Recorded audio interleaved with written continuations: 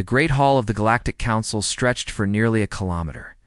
Thousands of seats rose in circles around the central platform, filled with representatives from 47 species. Light from distant stars poured through crystal windows. It was meant to inspire awe. It was meant to remind everyone of the galaxy's grand unity. Ambassador Hannah Yoon felt none of that wonder anymore. She had stood on this platform many times over the past 12 years. She had smiled when they insulted her people. She had stayed calm when they denied humanity fair treatment. She had believed, foolishly perhaps, that patience would eventually earn respect. Today she carried no smile. Today she carried the names of 4,000 dead. "The evidence is clear," Hannah said, her voice steady and cold. Holographic images floated above her broken ships. Scattered debris, frozen bodies drifting in the void of space. 17 human colony ships were attacked in neutral territory over the past 8 months. The weapons signatures match Molkari military vessels. We have recovered communication logs. We have survivor testimony. 4,000 of our people are dead. 300 of them were children. She paused, letting the silence hang heavy. High Consul Veltus shifted in his elevated seat at the head of the chamber. He was tall and thin, with pale blue skin and 4 eyes that never seemed to blink. He had led the council for 30 years. In all that time, Hannah had never seen him show genuine concern for anything human. "Ambassador Yoon," Veltus said, his tone already dismissive, "these are serious accusations.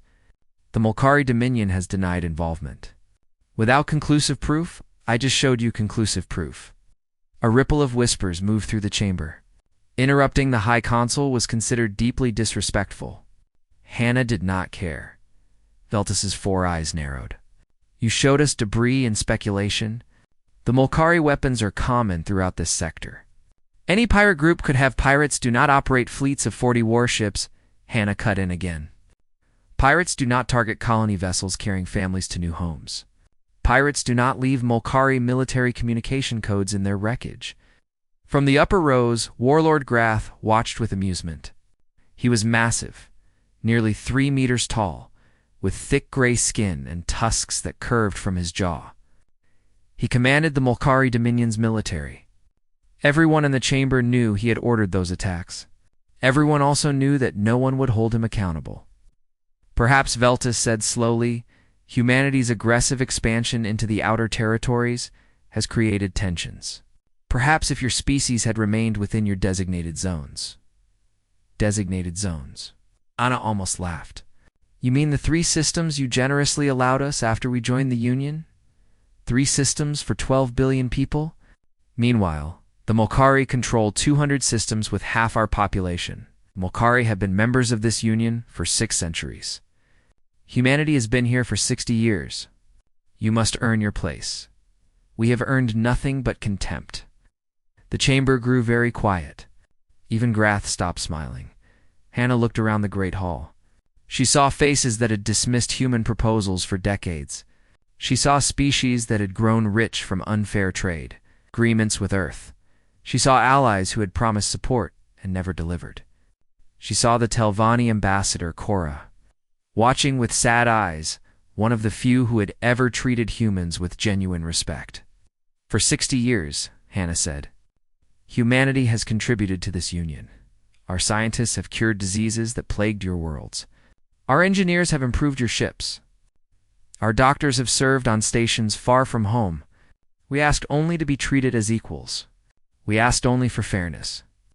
She reached up and removed the golden medallion from her neck, the symbol of her position as Earth's ambassador to the Galactic Union.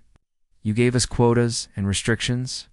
You gave us insults disguised as tradition. You gave us silence when our ships were attacked." She placed the medallion on the podium. "And now you have given us the blood of our children." High Consul Veltus leaned forward. "Ambassador, I would caution you to consider your next words very carefully." Hannah met his gaze without fear. Somewhere deep in Earth's government, this moment had been planned for months. The attacks on the colony ships had been the final proof that the Union would never accept humanity. The decision had already been made. She was simply the one chosen to deliver it. "As of this moment," Hannah announced, Earth and all human territories formally withdraw from the Galactic Union. We sever all diplomatic relations with every member species. All treaties, trade agreements, and mutual defense pacts are void. All borders are closed. Any vessel entering human space without authorization will be considered hostile. Chaos erupted. Delegates shouted. Some laughed in disbelief. Others looked genuinely terrified. Veltus slammed his hand against his console, demanding order. You cannot do this. Withdrawal requires a formal process, a transition period. We owe you nothing, Hannah said simply. You made that clear long ago. She stepped down from the platform and walked toward the exit. The crowd parted before her, too shocked to react. Ambassador Cora rushed forward, grabbing Hannah's arm. Hannah, please. There must be another way. Give us time, too. You had 60 years, Cora. Hannah's voice was not angry, only tired. 60 years of time, 60 years of patience, 60 years of hoping that tomorrow would be different. She gently removed Cora's hand. Tomorrow has finally come. She walked out of the great hall and did not look back. Behind her, Warlord Grath laughed loudly. Good riddance. Let the humans hide in their little corner of space. They will come crawling back within a month. But High Consul Veltus did not laugh. He stared at the empty podium where Hannah had left her medallion. He remembered something he had read long ago, in a historical report that most had dismissed as exaggeration. In 60 years of galactic contact, humans had fought 7 wars. They had won all 7. Not a single defeat. Not a single battle lost. Each time, they had offered generous peace terms afterward, which had made everyone assume they were weak. Was beginning to suspect that assumption had been a terrible mistake. The Great Crystal. Windows of the council chamber looked out upon a galaxy of 400 billion stars. Somewhere among them, humanity had just drawn a line, and the galaxy, for the first time in centuries, did not know what would happen next. 3 months passed, and the galaxy waited for humanity to return. They did not. General Sun Jin stood in the command center deep beneath Earth's surface, watching screens that showed the final phase of Operation Quiet Storm across 100 star systems. Human ships were going dark. Stations were being evacuated. Mining operations were shutting down. Communication buoys were powering off one by one, like candles being snuffed out in a long hallway. The Kepler station evacuation is complete, reported a young officer. All personnel are aboard transports heading home, Sun Jin replied. His face showed nothing. He had served in Earth's military for 40 years. He had learned to hide his emotions long ago. What about the research teams on Vega Prime? Extracted 12 hours ago. The Tovani government has been asking questions. They want to know why we are leaving so suddenly. Let them ask. On the screens, another light went dark. Then another. Then another. The map of human presence across the galaxy was shrinking like a dying star. This was not retreat. This was strategy. For 60 years, humanity had quietly become essential to galactic civilization. Human engineers maintained the navigation systems that guided ships through FTL travel. Human doctors had developed treatments for diseases that had plagued alien species for millennia. Human scientists had shared their discoveries freely, asking only for respect in return. They had received none. Now the galaxy would learn what that respect was worth, across the Union. The effects began almost immediately.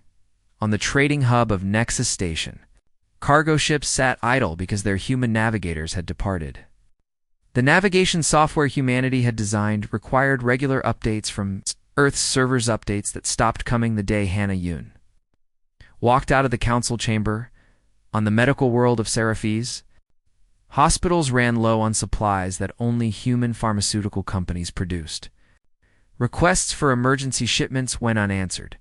Communication channels returned only silence on 17 different colony worlds. Food synthesis machines began malfunctioning. The technology had been a gift from Earth decades ago.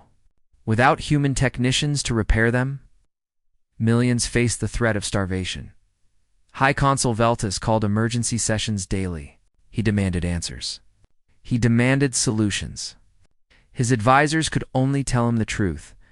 Humanity had woven itself into the fabric of galactic society so completely that removing them was like removing bones from a body. Send diplomatic teams to their border, Veltus ordered. Offer concessions. Offer anything. The teams were sent. They found nothing. Human space had become a wall of silence. Ships that approached the border were met by automated warning buoys that spoke in cold, recorded voices. You are approaching restricted space. Turn back immediately. This is your only warning. No one knew what lay beyond those warnings. No one wanted to find out. Ambassador Cora was the only one who tried. She took a small ship, alone, and traveled to the edge of human territory. She broadcast on every frequency, identifying herself, begging for contact. For 2 days, she drifted in the empty dark between stars. On the third day, a ship appeared. It was unlike anything she had seen before, sleek and black, with lines that seemed to bend light around them. The vessel was beautiful in the way that predators are beautiful. Ambassador Cora, a voice said through her communications system. You are in restricted space. I know. I came to talk. Please. A long pause. Then dock with us. She was brought aboard the human battleship Silent Thunder. The corridors were clean and quiet. Human crew members watched her pass with expressions that revealed nothing. She was led to a conference room where a single man waited. Captain Deho was younger than she expected. He had a calm face and steady eyes. He offered her a seat and a cup of tea, which she accepted with trembling hands. Why did you come? He asked, to understand. To find a way to fix this? There's nothing to fix. We have simply left. But why like this? Why the silence? Why not negotiate? Deho set down his cup. Ambassador, your council voted against investigating the deaths of 4,000 of our people. 300 children died in the cold of space, and your High Consul called it inconclusive. His voice remained calm, which somehow made it worse. What would you have us negotiate? Cora had no answer. You had 60 years to treat us as partners, Deho continued. You chose to treat us as servants. Now you will learn what the galaxy looks like without us. And if the galaxy comes for you, if they see your isolation as weakness, something flickered in Deho's eyes. It might have been amusement. Let them come. She was escorted back to her ship and released at the border. As she flew away, she looked back at the Silent Thunder. It hung in space like a shadow given form. Cora returned to the council with a simple message. The humans were not hiding. They were not afraid. They were waiting. No one wanted to ask what they were waiting for, deep beneath Earth's surface. In a facility that officially did not exist, Dr. Yuna Kim worked without rest. Around her, thousands of engineers and scientists labored on Project Exodus, the greatest undertaking in human history. The galaxy thought humanity was retreating. They were wrong. Humanity was building.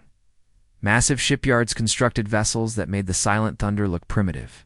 New weapons were tested in hidden systems far from prying eyes. Technologies that humanity had kept secret for decades were finally being deployed.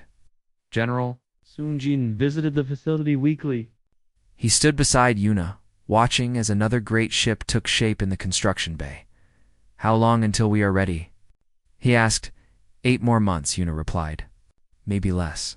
To Molcaria are gathering forces at our border. They think we are weak, Yuna smiled, but there was no warmth in it. Then they will learn. They will all learn. Outside, the stars burned cold and distant. The galaxy had silenced humanity for 60 years. Now humanity had chosen silence for itself, and in that silence something was awakening. Warlord Grath stood on the bridge of his flagship, the Crushing Fist, and smiled at the stars. Before him, 300 warships of the Molcari Dominion waited in formation. It was the largest fleet assembled in over a century. It was a force that could crush entire civilizations, and it was aimed directly at humanity. The humans have been silent for 8 months, Grath said to his officers.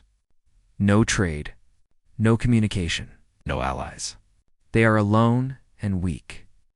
This is our moment. His second-in-command, a scarred veteran named Torek, studied the tactical displays with concern. Warlord, our intelligence on human military capabilities is limited. We do not know what defenses they have prepared. Defenses? Grath laughed, a deep rumbling sound. They are a young species with 3 systems and a handful of ships. We saw their fleet at the Union meetings. Old vessels. Basic weapons. They relied on diplomacy because they could not fight. And yet they have never lost a war. Grath's laughter faded slightly. Stories, exaggerations, small conflicts against primitive enemies. He waved a massive hand dismissively. Today, they face the Dominion. Today they learn what true power looks like. The fleet jumped into FTL, leaving normal space behind in a flash of twisted light. At that same moment, across the galaxy on Nexus Station, the Council held an emergency session. Oracle Senna of the Eldari had demanded to speak. The Eldari were ancient beyond measure. Their civilization had existed when most current species were. Still developing basic tools, they rarely involved themselves in galactic politics. When they spoke, wise leaders listened.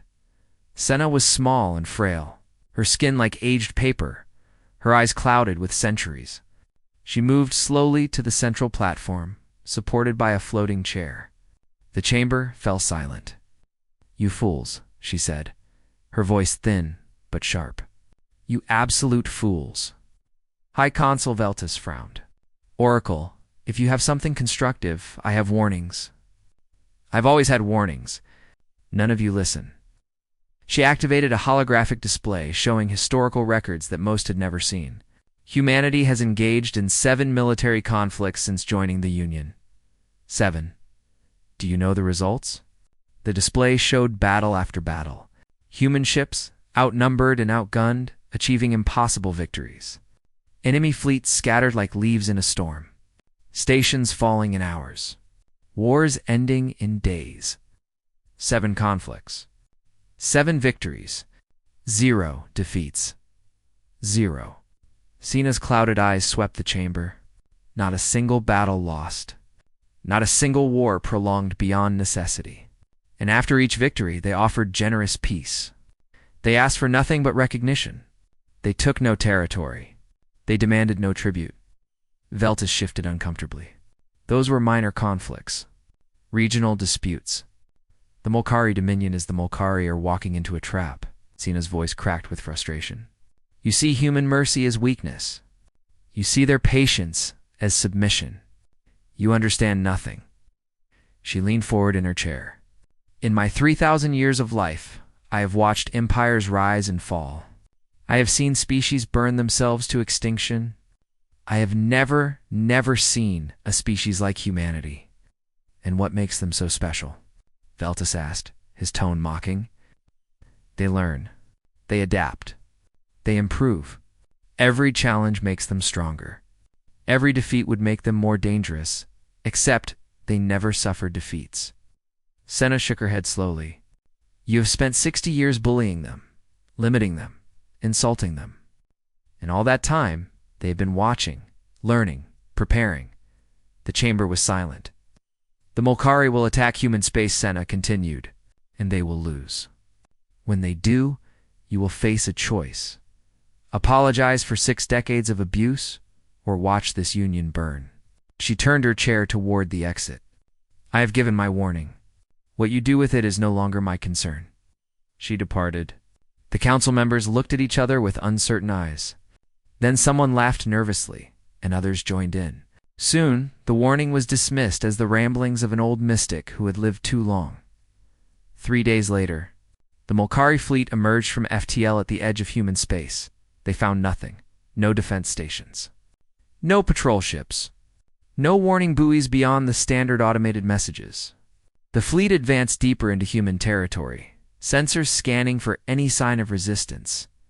Nothing. They have fled, Grath announced proudly.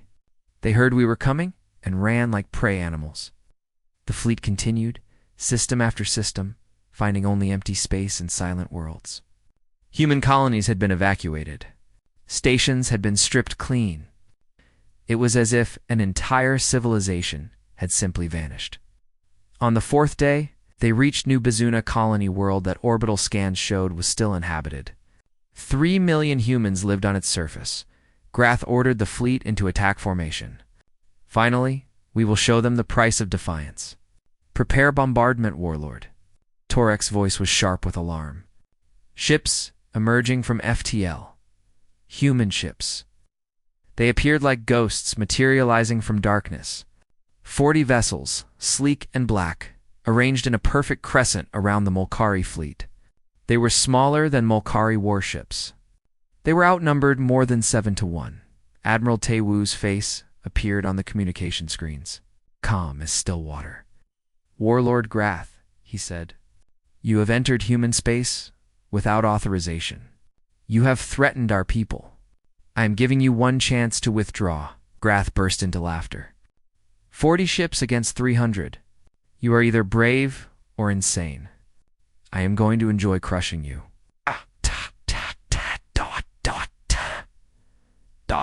Wu's expression did not change. You were warned. The communication ended. What happened next would be studied in military academies across the galaxy for generations.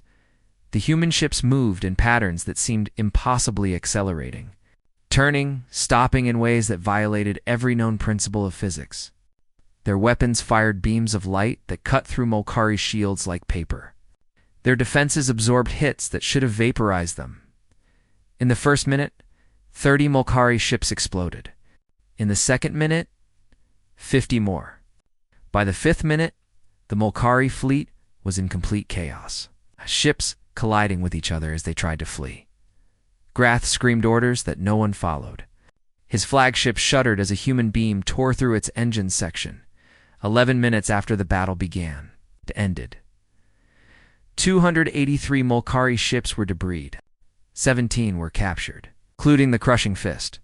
Warlord Grath was taken prisoner. Human casualties. 0. The battle footage was broadcast across the galaxy within hours. Every species, every world, every leader watched in stunned silence as 40 human ships dismantled the greatest military force in a century. On Nexus Station, High Consul Veltus stared at the footage with hollow eyes.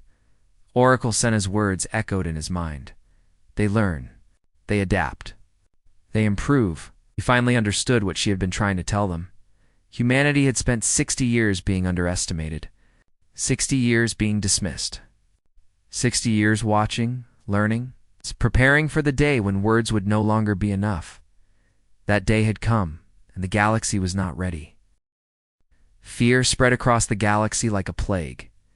In the days following the Battle of New Busan, panic consumed world after world. Leaders who had laughed at humanity now locked themselves in bunkers. Military commanders who had dismissed humans as weak now studied the battle footage with growing horror.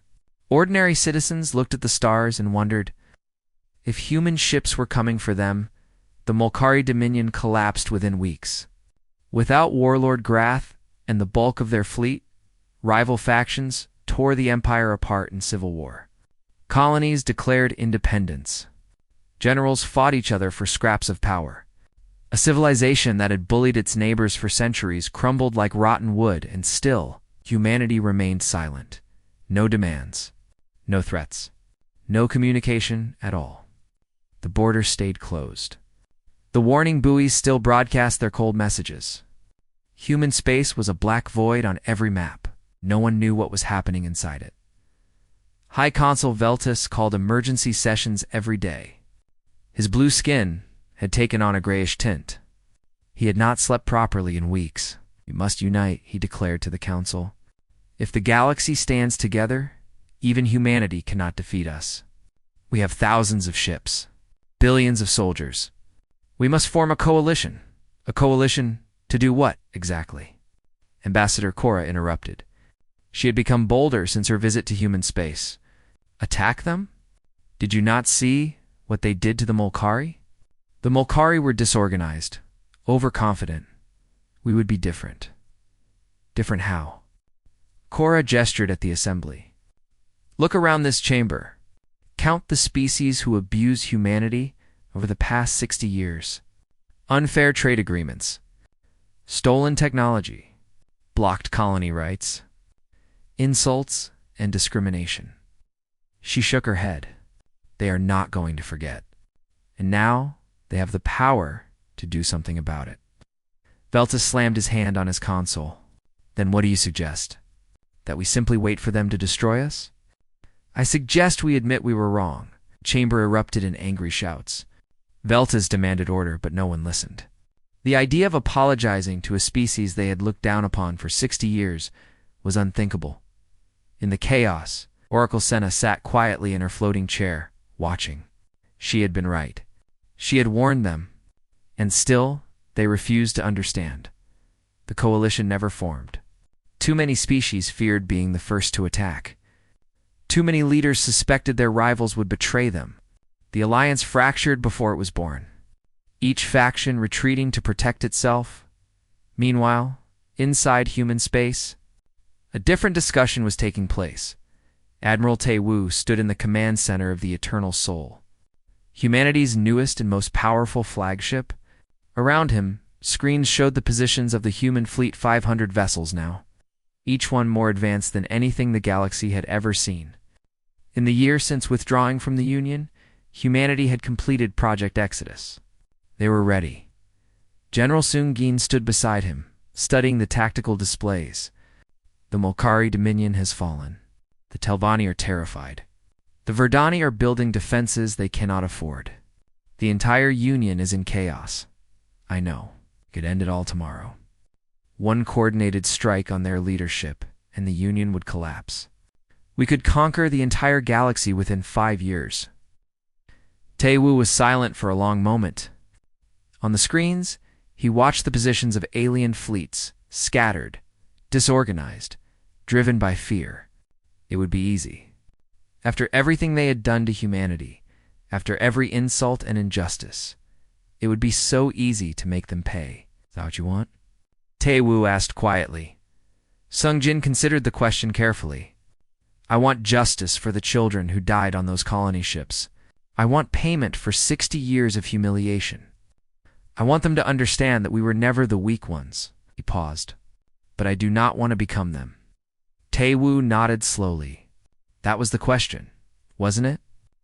Humanity had the power to dominate. But should they? He thought of the early days, centuries ago, when humans had first reached beyond their home planet. They had dreamed of exploring the stars, meeting other civilizations, building a community that spanned the galaxy. Those dreams had been crushed by the reality of alien contempt, but the dreams had never died. Send a message to Dr. Yunakim, Tae-Woo ordered. Tell her to prepare the diplomatic protocols. Sung-Jin raised an eyebrow. You want to talk to them? I want to give them a choice. A real choice. Tae-Woo turned to look out the viewport at the stars beyond. We can rule through fear. We can build an empire on the ashes of their civilization. Or we can try something different. They will see kindness as weakness. They always have. Then we will teach them otherwise. Tae-Woo straightened his uniform. Open a channel to Nexus Station. Tell them Admiral Tae-Woo requests an audience with the Galactic Council.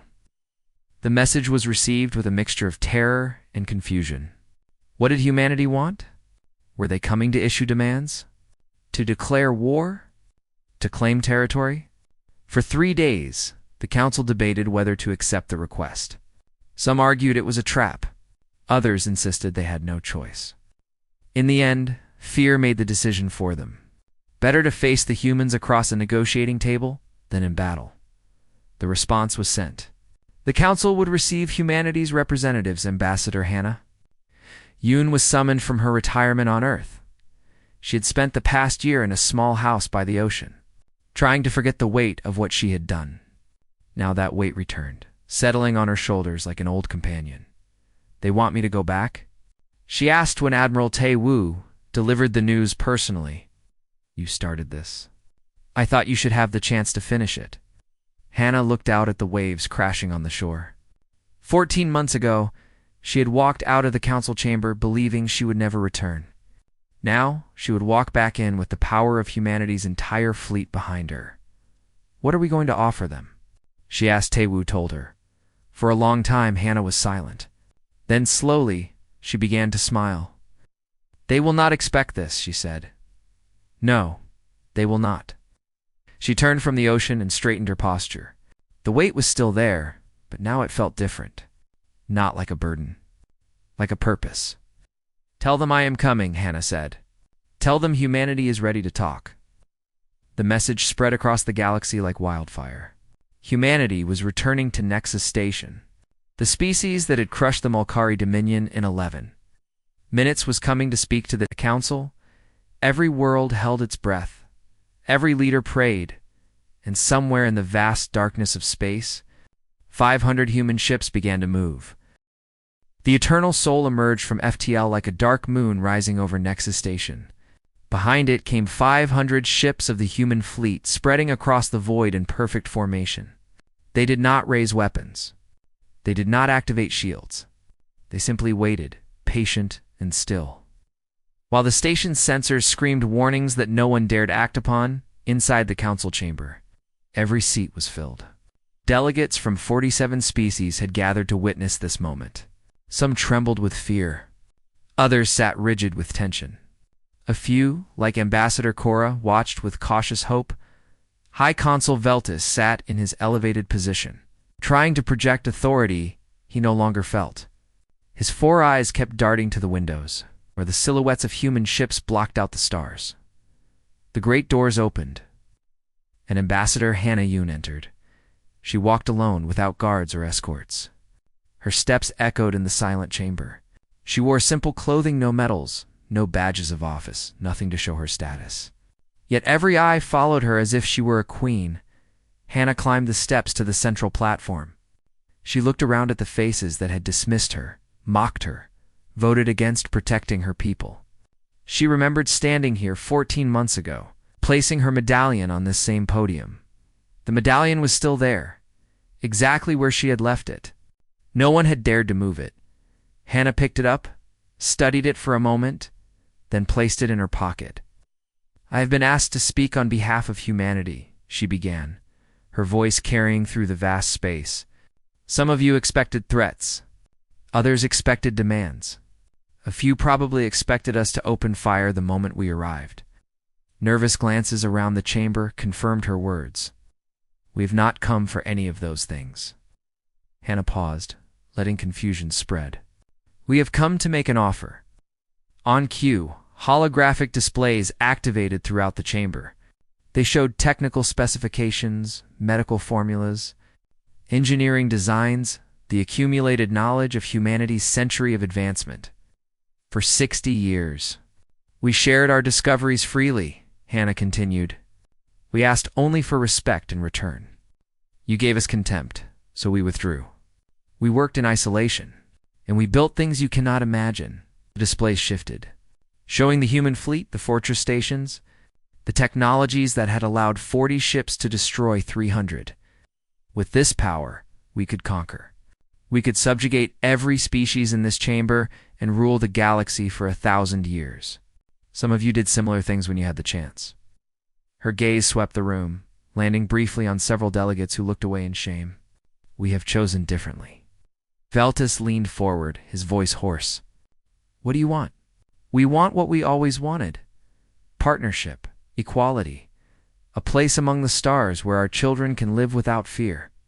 Hannah's expression softened, but her voice remained firm. We are offering a new treaty. Not membership in your union. That institution has proven itself corrupt and broken. Something new. The holographic displays changed again, showing the terms of humanity's proposal. An alliance of equals. No species above another.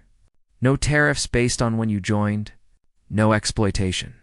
No silence when innocent people die. Hannah looked directly at Veltus. Human technology will be shared. Human doctors will serve on any world that needs them. Human ships will protect trade routes and defend colonies regardless of which flag they fly. Murmurs filled the chamber.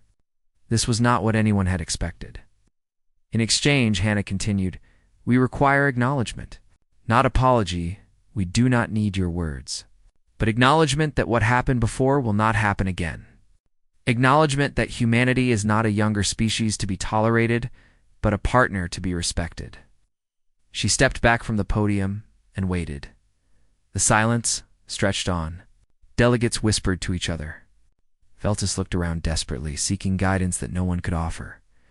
Then slowly Oracle Senna rose from her seat. Her floating chair carried her down toward the central platform. The chamber fell absolutely quiet.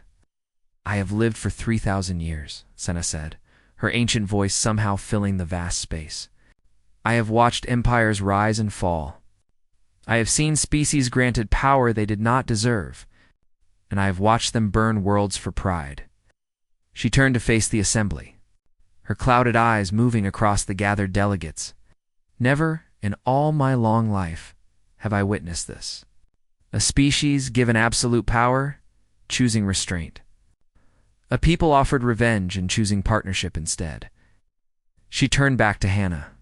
Perhaps the young have wisdom that the old have forgotten. Sina bowed, a gesture of respect she had not offered to anyone in centuries. Then she returned to her seat. The chamber erupted in chaos, not angry this time, but confused, hopeful, uncertain. Ambassador Cora stood and declared the Telvanni support for the treaty. Other delegates followed, their voices rising in agreement. Veltus sat frozen, watching his authority crumble. He had two choices: resist and watch the Union fragment, or accept and admit his own failures. In the end, survival won over pride. The Council accepts humanity's proposal, he said, the words tasting like ash. We will begin negotiations immediately. Anna nodded. That is all we ask. Later, after the formal session ended, Hannah stood by the great windows of the council chamber. The human fleet was withdrawing, leaving only a few ships as escorts. The crisis was over. The treaty would be signed. The galaxy would begin to heal.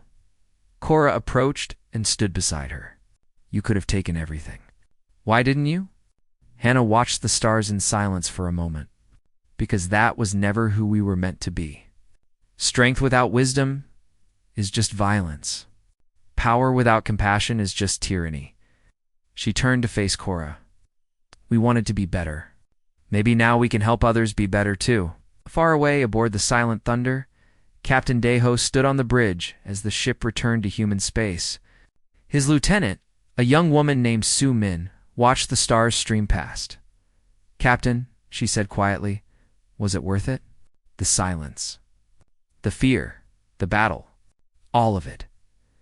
Deho thought of the colony ships that had been attacked, the children who had died in the cold void. He thought of 60 years of insults and discrimination. He thought of the 11 minutes that changed everything. He asked for peace, he said slowly. We prepared for war. And when we had the power to destroy them, we chose something else. He turned from the viewport. 100 generations from now, they will remember. They will tell stories about the day humanity came back to Nexus Station. Not as conquerors. Not as victims. As something new. Su Min considered this. What do you think we are now? Deho smiled, a rare expression on his usually stern face. We are what we always should have been. Equal partners in a galaxy that finally knows our worth. The Silent Thunder jumped into FTL, leaving the border behind. Ahead lay human Space 3 systems that had grown into hundreds. Stations and colonies filled with people who had endured decades of contempt and emerged stronger. On Earth, children looked up at the night sky and saw not enemies, but possibilities in council chambers across the galaxy. Species that had feared humanity were learning to respect them instead. And in the vast darkness between stars, the old order was ending. Something new was being born, an alliance built not on power, but on principle. Not on fear, but on hope. Humanity had been alone. Now they were home. The galaxy had panicked when humanity severed diplomacy. Now it was learning to breathe again, and somewhere, in a small house by the ocean on Earth, Ambassador Hannah Yoon finally slept peacefully for the first time in 14 months. She had walked away from the galaxy in anger. She had returned in strength, and in the end, She had offered something no one expected, a future worth believing in. The stars burned bright and eternal, a witness to it all.